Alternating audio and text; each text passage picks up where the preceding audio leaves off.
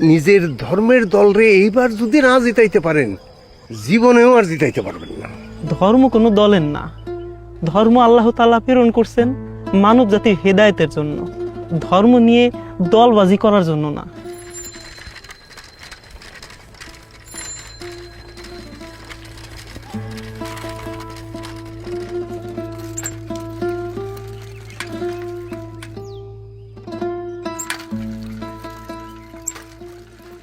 আসসালামু আলাইকুম মৌলানা সাহেব, খুব ব্যস্ত নাকি?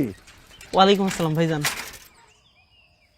সামনে একবারই আরবি পড়াইতে যাইতেছি, বাচ্চারা বসে আছে, সময় মতো পৌঁছাইতে হবে। সময় মতো ভোটটাও কিন্তু আমাদের মার্কায় দিতে হবে মৌলানা।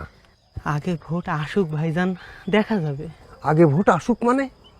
এই সুযোগ কিন্তু মৌলানা আর পাওয়া যাবে না। নিজের ধর্মের দলরে এইবার যদি না জিতাইতে পারেন, জীবনেও আর জিতাইতে পারবেন না।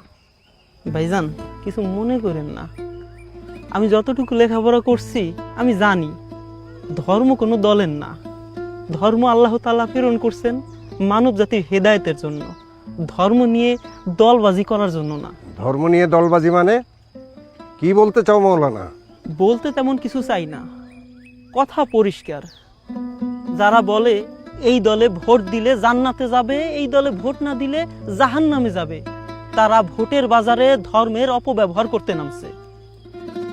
মহান আল্লাহ তাআলা সব থেকে ভালো জানেন কার শেষ পরিণতি কি, কে জান্নাতে যাবে কে জাহান্নামে যাবে। এটা দুনিয়ায় বসে আপনার আমার মতো নগণ্য বান্দার করা সাজে না, বলা সাজে না।